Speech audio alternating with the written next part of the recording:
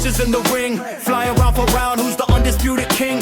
Pound for pound, the fight is over. Let's get to talking. Sit back and listen to Beefy's Boxing. Welcome to Mr. Beefy's Boxing, or just Beefy's Boxing, where we cover all kinds of boxing news and boxing subjects, where we have the meats by the pounds and covers the fights by the rounds. Before we jump into the video, be sure to like and subscribe so we can get the channel out to as many as possible. Now, on to today's topic.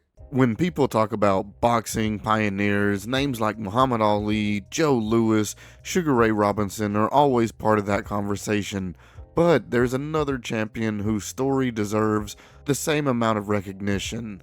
Long before today's cruiserweight stars stepped into the spotlight, a fighter from the Flathead Indian Reservation in Ronan, Montana, changed boxing history forever. His name was Marvin Camel. Born into humble circumstances, Marvin grew up facing poverty, prejudice, and countless obstacles, but instead of letting those challenges define him, he turned them into fuel. Every punch he threw brought him one step closer to making history. In 1980, Camel defeated Mate Barlov in Las Vegas to become the inaugural WBC Cruiserweight Champion. With that victory, he accomplished something no Native American boxer had ever done before. He became the first Native American to win a major professional world boxing championship. So who is Marvin Camel? How did a young man from a small reservation become one of the toughest champions of his era? And why has one of boxing's most groundbreaking achievements been largely forgotten? Today we're going to take a look at the remarkable life, career, and lasting legacy of the man who opened doors for generations of Native American fighters. This is the story of Marvin Camel, boxing's first Native American world champion. Born December 24th, 1951 in Ronan, Montana, part of the Flathead Indian Reservation, his father was Henry Camel Sr., an African-American World War II Navy veteran, and his mother was Alice Neneme of the Pindiorales. Through his mother, Marvin Camel is a registered member of the Confederate Salish and the Kootenai tribes. Camel grew up in a house with a wood stove and no running water. He had 13 siblings, including one half-sibling with a different father. The elder Camel, who worked as a ranch hand 12 hours a day every day, was a strict disciplinarian who would beat Marvin with a belt. Marvin and most of his siblings were bullied on the reservation due to their partial African American heritage, getting into a lot of fights growing up. His half-sibling was the only one who wasn't black. In high school, Camel was a star athlete, having set a school record in track and being all-conference in football and basketball, as well as a stint in baseball. He took up boxing at 15 and became a local AAU and Golden Gloves champion, and made the national finals of both a combined 15 times. Before becoming a professional boxer, Camel worked a variety of physically demanding jobs to support himself. Boxing began as a way to challenge himself and eventually became his passion. He developed a reputation for toughness, stamina, and relentless work ethic. While he wasn't blessed with overwhelming size or knockout power, he made up for it with grit, conditioning, and willingness to fight anyone placed in front of him. During his teenage years and early adulthood, Camel was known as someone who enjoyed sports and physical activity, but boxing was not initially viewed as a pathway to fame. Instead, he focused on supporting himself through demanding manual labor jobs. He worked in construction and other physically intensive occupations that required strength, endurance, and determination. Those jobs not only helped pay the bills, but also developed the toughness and the work ethic that would later become trademarks of his fighting style. Camel did not come from a wealthy boxing family, nor did he have the kind of amateur career that attracted national attention. Unlike many future champions who accumulated hundreds of amateur bouts, his path into the sport was relatively unconventional. He discovered boxing later than many elite fighters had, and had to learn quickly while balancing the responsibilities of everyday life. Training often took place after work, meaning he had to combine exhausting labor with the demanding physical preparation required to improve as a boxer. People who knew Camel at this time described him as quiet, humble, and hardworking, rather than seeking attention. He preferred his actions to speak for themselves. His calm personality contrasted with the aggressive nature required inside the ring, but it also earned him respect from trainers and fellow fighters. He approached boxing as a craft that required constant improvement instead of relying on natural talent alone. Marvin fought Bill Sharkey in the first cruiserweight title fight ever, when the NABF sanctioned a bout for its Continental title on June 5th, 1979. Camel won that match, which led to the WBC sanctioning a cruiserweight title fight between him and Mate Parlov, held in Split, Yugoslavia on December 8th, 1979. The two fought to a 15-round draw in the first ever cruiserweight world title bout. In the rematch held on the 5th of March 1980 in Las Vegas, Camel beat Parlov by unanimous decision after 15 rounds for the inaugural WBC World Cruiserweight title. First ever Cruiserweight Championship. Marvin Camel from Missoula, Montana on the left of your screen in blue. Monte Parlov now on the left of your screen in the black trunks with a white stripe. Camel, the number one ranked contender for this crown, and Parlov, number two. The World Boxing Council sanctioning this first ever Cruiserweight Championship fight here from Split, Yugoslavia. Tim Ryan and Gil Clancy at ringside. Marvin Camel weighed 183 and a half. Monte Parlov 189, a pound under the limit of 190.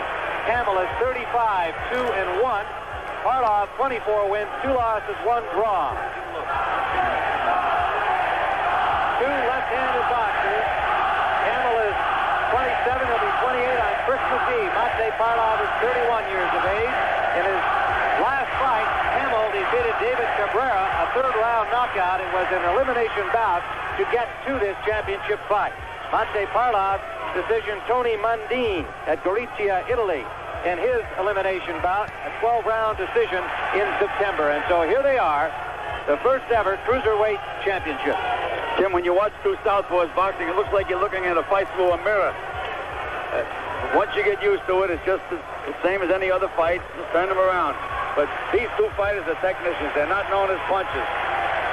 Judging is by the referee and 2 judges on the 10-point must system under WBC rules. The referee is Raymond Balderou from Paris, France. The judges are Sid Nathan from London and James Frimmel from Cardiff, Wales. The 10-point must system, the winner of the round gets 10 points or less. The winner gets 10 points, pardon me, the loser gets 9 or less. No knockdown rule is in effect, no 3 knockdown rule. Mandatory 8 count. Counting for the knockdown will continue after the bell, except in the final round.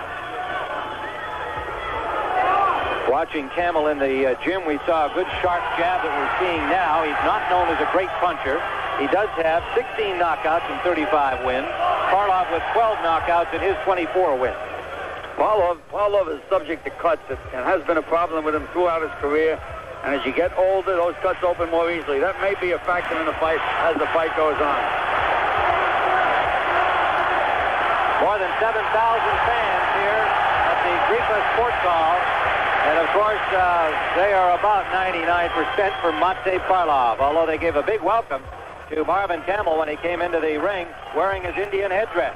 His mother is a full-blooded Indian from the Kootenai Salish tribe out in Montana. Tim, you said 99%. Where's the other 1%?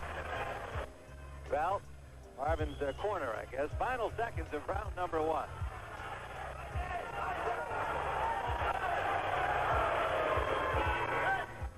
This jab that Camel is using against Parlov is the same type of jab that Kenny Norton used every time he boxed Muhammad Ali. That's why he gave him all that trouble. What Parlov has to do, he has to counter with a right hook to the body, because Camel bends right into it. But so far, Parlov hasn't done that. And that's the same problem that Ali had with Norton. You've got to throw that hook off the other fella's jab. And if you don't do that, he's just going to jab you to death. We're under a minute remaining in this 7th round, and we've got lots more championship boxing action coming up after the first of the year. Combination from... I opet će ostati čekanje da vidimo kako su sve to izbodovali Sid Nathan i James Primel. Posljednja runda, 15. runda.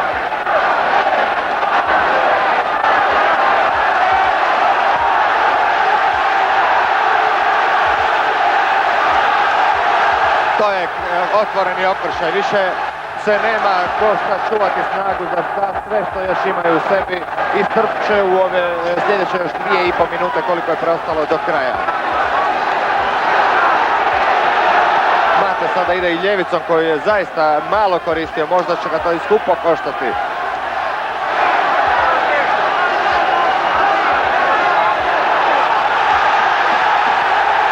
Još jednom pogađa Camela ljevicom. Da li je sad Camel konačno potražio spas u klinču? Je li on možda ipak uzdrman?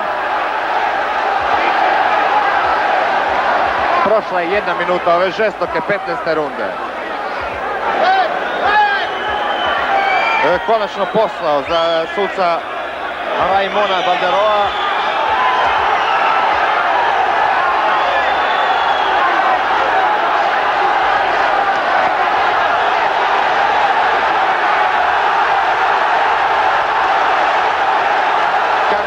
Onaj lagani plesač oko Parleva. Sada on traži povremeno spas u klinču i uzmiče.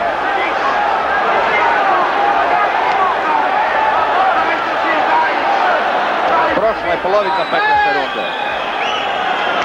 Oslanja se tamo i to žestoko Camel.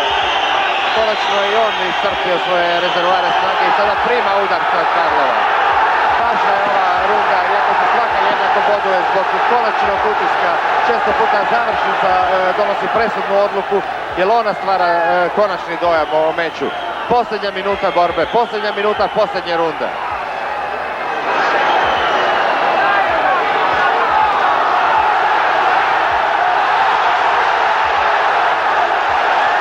Zaista su dali sve od sebe obojica i ovo su posljednji atomi, posljednje trunke snage koje izvlače, čak već rekao bih iznad svojih mogućnosti, iznad svoje pripremljenosti. Ide Parlov napred, Camel se oslanja. Još 30 sekundi.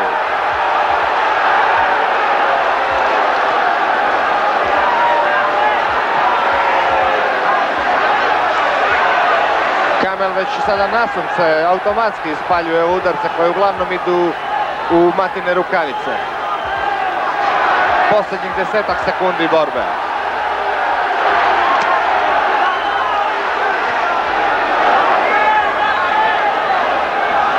I sada zaista posljednji udarci. Svakog časa trebao bi se oglasiti gong i kraj jedne dobre borbe, rekao bi čak i velike borbe. Later that year, he lost the title in his first defense to Carlos de Leon, who had replaced David Pierce. After losing in a rematch to De Leon, he became the IBF's first world cruiserweight champion by beating Rowdy McDonald on the 13th of December in 1983 in Halifax. MacDonald had also replaced David Pierce after the British Boxing Board of Commissions would not sanction the cruiserweight division in the UK. Thus, Camel became a 2-time cruiserweight world champion, the second in history after Carlos de Leon.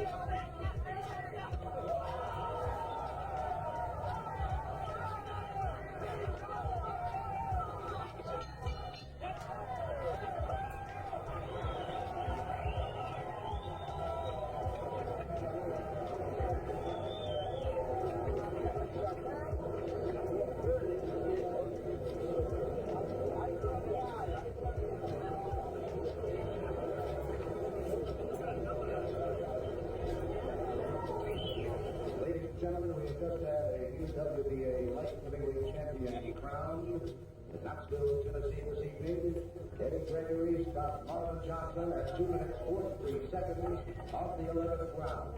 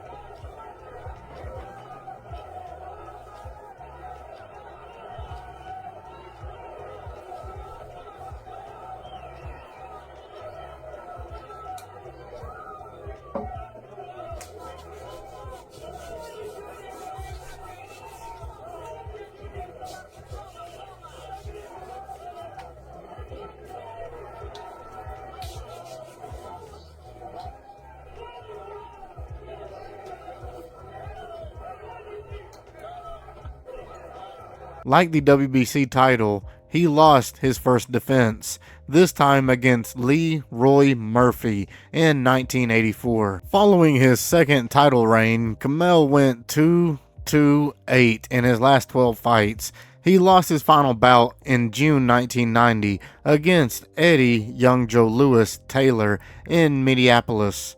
The 10-round decision left his lifetime mark at 45-13-5. Camel's pro career took him from Ronin to 13 states and 7 foreign nations on 3 continents. He's quoted saying, "I've had a good life. As far as boxing is concerned, winning 2 world titles, losing world titles, seeing the world," Camel said in an interview in 2015. He continues and says, "Some things people only dream about having. I did it. I've been there. I've been to the top of the mountain, but I feel there's still something out there that I've got to have, and I don't know what it is." He is the subject of a biography released in December 2014 titled Warrior in the Ring by Brian D. Amabrizio. The book was nominated for a High Plains Book Award and several other awards. In 2006, at the World Boxing Council's 44th Annual Convention, WBC President Jose Sulaiman awarded Camel honorary champion status.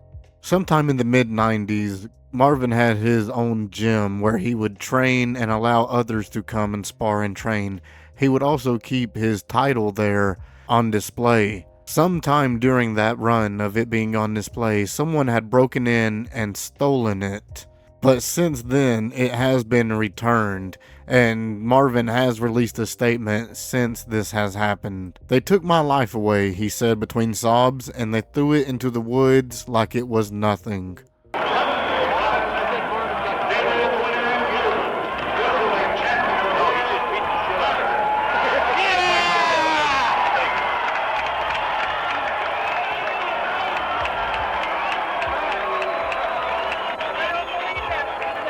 It's the cumulative nature of it. He talked about where the fight comes from, right? It comes from the soul, right? It comes from the soul. Parents went through a lot, but they persevered, and that's what was inherent in him. In front of friends, family, and a drum group that performed for him, emotions were high as Camel was given the belts back. After winning both titles in the 1980s, Camel's belts and his dance regalia were stolen from him decades ago. However, last winter the belts were found in Missoula in a car that was about to be crushed, and they made their way back to Marvin's family. His brother Ken Camel retrieved the belts and spent months refurbishing the belts, designing them with Native American embroidery. It's been 8 months in the works trying to get the thing to where it looked like a belt, but I found a weightlifting belt and it looked just like a world championship belt. So I said, halfway done. So then I started scraping on the metal on the belt to get the rust off. You see how weathered it looked? But I want it to look weathered because it says it's been somewhere. It's been on a journey. Pandemic postponed Marvin's return, but eventually he made his way back to his home state from Florida, where he currently resides. Marvin's pride and gratefulness to his family and community was on full display. He thanked everyone profusely as he explained his pride of being a Montanan who accomplished these championships, but more importantly, a man from the Flathead Indian Reservation who represented his tribe and from a small town took on the world and returned a champion. For the one who stole his belts in the first place those many years ago, Camel's message is one of forgiveness. It's unfortunate that it took an issue like this, a function like this, for me to come home again. But I tell you what, whoever took the belts, I have no animosities. If I see you and you said you're the one that took it, so be it. Because they're back with me now. You threw them in a place, I think, where you knew that they would be found. And I thank you for that. I don't thank you for taking them, but I thank you for putting them in a place that they could be found. After retiring from boxing in 1990, Camel worked for many years outside the sport. More recently, the WBC noted that he has operated a lawn and tree care business in his Florida community. In January of 2025, Camel's wife of more than 40 years, Norma Camel, passed away. The WBC issued a tribute describing her as a constant source of support throughout the boxing career and afterwards of Marvin Camel. Due to his low public profile, there's no verified reports in 2026 of him coaching professionally or doing any regular media appearances. As of 2026, he is living a largely private life in Florida, and there is no indication that he is involved or will be involved in professional boxing in any more official capacity. Big up to Marvin Camel, the first Native American world champion. Big bucket of win. Well, that was the final bell. The video is coming to an end. Before we end the video, I gotta say one more time, thank you so much for watching. Remember everybody, it's all about attitude. There is no progress without struggle, so stay in there. I've been your host, Mr. Beefy, and you all have been fantastic. Sit back and listen to the beef.